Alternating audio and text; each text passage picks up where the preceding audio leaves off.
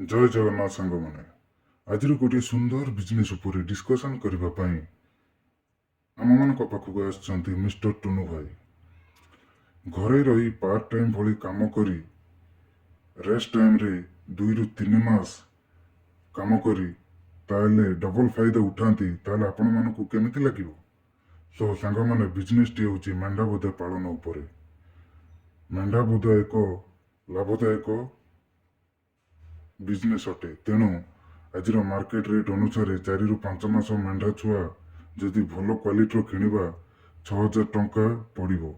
ଧରି ନିଅନ୍ତୁ ଆପଣ 9ଟି ଛୁଆ ଗତ ଜାନୁଆରୀ 30/1/2023ରେ କିଣିଲେ 54,000 ଟଙ୍କା ଦେଇ।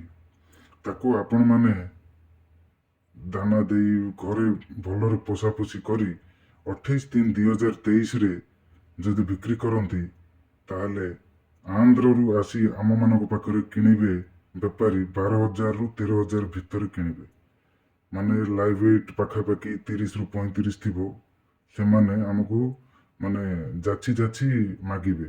ଆପଣଙ୍କୁ ତାଙ୍କ ପାଖକୁ ଯିବାକୁ ପଡ଼ିବନି। ତେଣୁ ଆପଣଙ୍କର ପାଖାପାଖି 9ଟି ଯଦି ବିକ୍ରି କରନ୍ତି, ପାଖାପାଖି 1,08,000 ଟଙ୍କା ହବ। ତ ଆପଣଙ୍କର ଖର୍ଚ୍ଚ ବାବଦକୁ ଯଦି ଦେଖିବା, ଗାଡ଼ି ଖର୍ଚ୍ଚ, ଦାନା ଖର୍ଚ୍ଚ ଏସବୁ ଯଦି ଆମେ ମୋଟାମୋଟି ଭାବରେ ହିସାବ କରିବା, 57,000 ଟଙ୍କାରୁ 58,000 ଟଙ୍କା ପାଖାପାଖି ଆସିବ। ତାହେଲେ ଆପଣ ବିକ୍ରି କଲେ କେତେ? 12,000 ଲେଖେ ଯଦି ବିକ୍ରି କଲେ ଆପଣଙ୍କୁ ପାଖାପାଖି 1,08,000ରୁ ଏବଭ୍ ବି ହେଇପାରେ।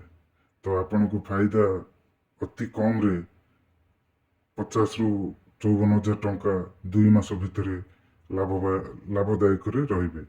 ତେଣୁ ଆପଣମାନଙ୍କୁ ଯଦି এই ଭିଡ଼ିଓଟି ଭଲ ଲାଗେ, ସମ୍ପୂର୍ଣ୍ଣ ଭିଡ଼ିଓ ଯଦି ଆପଣଙ୍କୁ ଦରକାର, ତେବେ ମୋ ଚ୍ୟାନେଲକୁ ଲାଇକ୍, ସବସ୍କ୍ରାଇବ୍, ସେୟାର କରନ୍ତୁ। ଜୟ ଜଗନ୍ନାଥ, ନମସ୍କାର।